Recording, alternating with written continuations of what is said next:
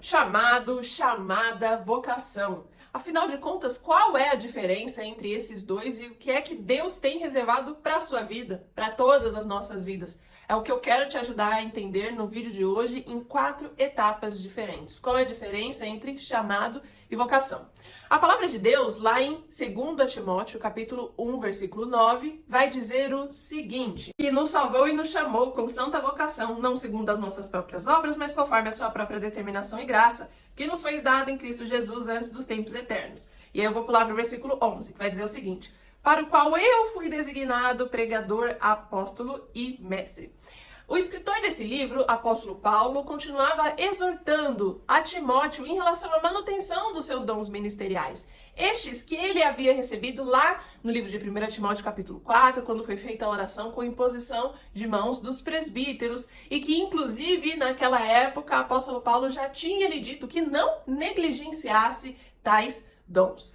Algo que é interessante aqui, porém, nas falas de apóstolo Paulo, é que nós vemos que ele começa se dirigindo no plural, mas depois no versículo 11 ele passa para o singular, ou seja, primeiro ele fala que nos chamou, nos salvou com santa vocação, e lá no versículo 11 ele vai se dirigir a ele próprio, para o qual eu, em primeira pessoa, fui designado pregador, apóstolo e mestre. Dentro de um templo, de uma casa de oração, em outras palavras, dentro de uma igreja, a gente encontra uma série de pessoas fazendo uma série de coisas, servindo em muitas áreas. Algumas pessoas dentro de um mesmo ministério, como, por exemplo, o grupo de louvor. Ainda assim, aqueles que têm o mesmo dom, o mesmo talento de ser um instrumentista, cada um faz segundo a sua forma. Ninguém é igual. Assim é a pluralidade da igreja, como está contido também na palavra de Deus, lá em 1 Coríntios capítulo 12. Há vários serviços, há vários dons, todos aqueles concedidos pelo Espírito. Apesar desta diversidade,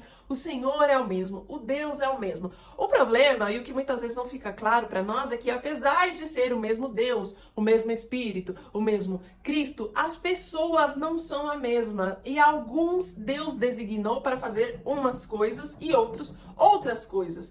Em outras palavras, nem todos vão ser aquilo que Deus vocacionou alguns específicos para serem. E daí já tiramos a primeira lição, que é: o chamado é geral, a vocação é individual. Assim como a progressão que o apóstolo Paulo faz aqui ao dizer que nos salvou, nos chamou com santa vocação, e por último no versículo 11 ele se refere a si próprio, para o qual eu fui designado.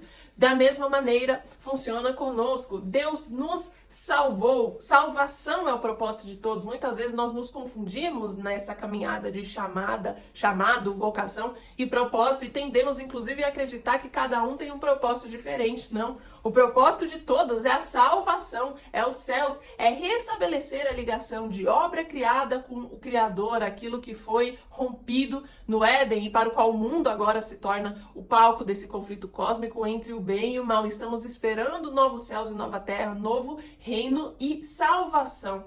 Esse é o propósito de todos. E em seguida vem o chamado, nos chamou, ainda no plural. Ou seja, chamado é geral, vocação é individual. Não é porque Deus amou alguns, não, é porque ele amou o mundo de tal forma que enviou o seu Filho unigênito. E é por isso que já em segundo lugar, o chamado é o ministério geral da igreja e a vocação é o ministério de pessoas específicas dentro desta igreja. A igreja prega? Sim, nem todos têm o dom, porém, de pregação ou de pastorear. A igreja ora como um todo? Sim, mas nem todos têm o dom da intercessão. A igreja ensina? Sim, porém nem todos são instituídos como mestres. O que requer a nossa atenção, porém, é que o vocacionado e o chamado ocorrem em tempos completamente diferentes. O chamado é desde antes de formarmos no ventre da nossa mãe, conforme diz o Senhor lá no 1º capítulo do livro de Jeremias. Desde antes dessa formação, ele já nos conhecia e já nos chamava. A vocação, porém, Deus tem um tempo específico dentro dessa jornada e que ele vai nos instituir para fazer alguma coisa dentro de um ministério. Ou seja, então desde antes de formarmos o ventre da nossa mãe, Deus já tem separado uma obra para nós. Deus também tem, porém, o tempo que ele vai nos instituir numa vocação. Então, entre uma coisa e outra, entre o chamado e entre a vocação, Deus tem um tempo a trabalhar uma trajetória em cada uma das nossas vidas. Isso quer dizer algumas coisas. Quer dizer que, em primeiro lugar, se você hoje não está atuando em nenhum ministério dentro da sua igreja, talvez você esteja dentro desse percurso. Deus ainda está te desenvolvendo para o dia que ele te estabelecer e vocacionar. Ao mesmo tempo, Deus está te dizendo, caso você esteja numa zona de conforto, de que não existe isso de frequentar um lugar, frequentar uma igreja, estar dentro de uma comunidade e de um corpo sem atuar em nada, sem estar vocacionado a nada, entrando, assistindo culto e saindo. Não é isso também que Deus tem para você. E no final das contas, no dia que você for estabelecido na sua vocação, é o dia, assim como ele falou a Jeremias, que você será um destruidor do mal, destruidor do reino das trevas e edificador do reino dos céus na terra. Aquele que fará o plantio terá a colheita. Isso também requer um peso ministerial forte, um peso espiritual forte que o vocacionado precisa estar preparado e convicto de que ele vai carregar. O que nos leva ao terceiro ponto: chamado qualquer um escuta. A vocação, somente o vocacionado escuta. Quando o apóstolo Paulo foi chamado, na época em que ele ainda perseguia os cristãos, e Cristo falou com ele: Saulo, Saulo, por que me persegues? Ele não estava sozinho, ele estava rodeado de pessoas. Porém, as pessoas que estavam ao seu derredor só ouviam um ruído muito grande e não conseguiam entender cognitivamente aquelas palavras. Somente Saulo, o vocacionado, é quem ouviu, é quem reconheceu, é quem compreendeu. Saulo, Saulo, por que me persegues? O mesmo se passou com Daniel. Somente ele teve a visão, apesar de que haviam outros ali com ele também. Se você hoje não sabe qual é o seu vocacionado, algo que costuma indicar aquilo que Deus vocacionará você a fazer é aquilo que te incomoda. Em outras palavras, para o vocacionado existe uma área, existe alguma coisa que para você é importante, que para você é diferente, que você faz de forma apaixonada, que se você ver alguém fazendo de alguma outra forma, de qualquer maneira, machuca em você, dói em você. Aquilo que costuma incomodar a você revela aquilo para qual você foi vocacionado ou será vocacionado. O peso da vocação, porém, muitas vezes dentro da trajetória, vai fazer com que você queira desistir. Foi assim com Moisés, foi assim com o próprio profeta Jeremias. Não há de ser diferente comigo nem com você. A diferença é que Deus não deixa o vocacionado desistir daquilo que o Senhor o estabeleceu.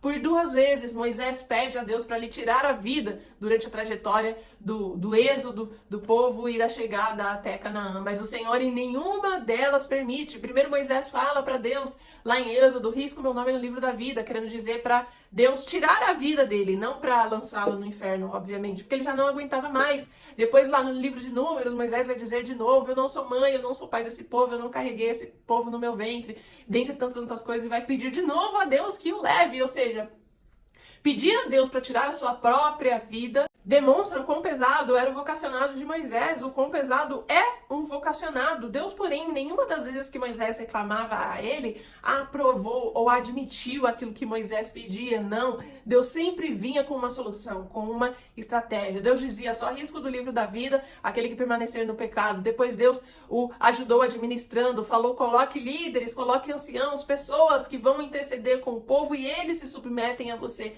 Em outras palavras, Deus não deixa o seu vocacionado desistir. Quando Jonas não quis ir a Nínive, Deus então fez ele ser engolido por um peixe que o levou até aquela cidade e ele teve que pregar. Por último, não há vocação que antes não cumpra primeiro um chamado. Quer dizer que primeiro somos salvos e depois somos vocacionados. A própria progressão que fez o apóstolo Paulo: salvação, chamado e vocação, para o qual eu fui designado pregador, apóstolo e mestre. Da mesma maneira, Deus faz conosco e evidencia o motivo deles nos instituir a um vocacionado em um tempo específico.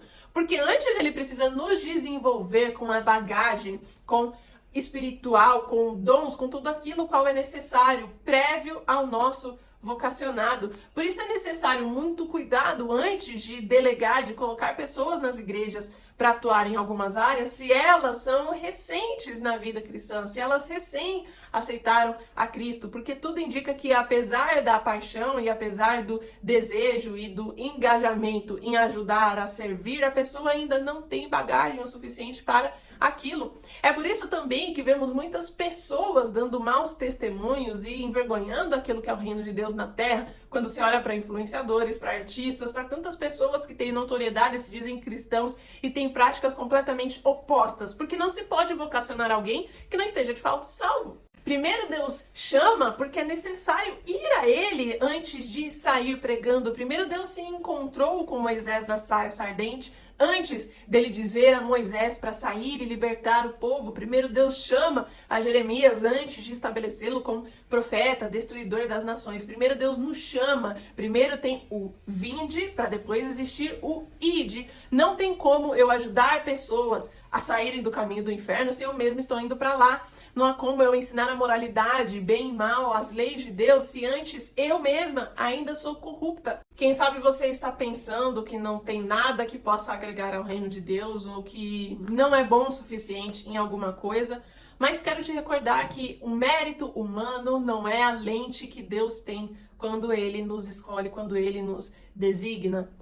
Ninguém escolheria Davi para ser o homem segundo o coração de Deus, o homem que traiu, o homem que adulterou, que assassinou. Ninguém escolheria Abraão para ser o pai dos judeus, o homem da fé, esse mesmo que negou sua esposa 2 vezes.